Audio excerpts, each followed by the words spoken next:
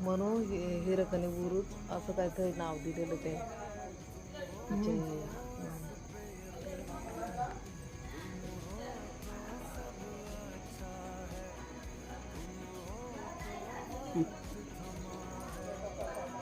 तिच्यासाठी चप्पल काढ.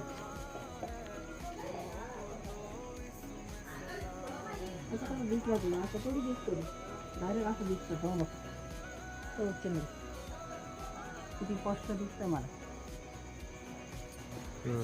दाखव याच्यात दिसतो. हे बघ बघ हा बघ.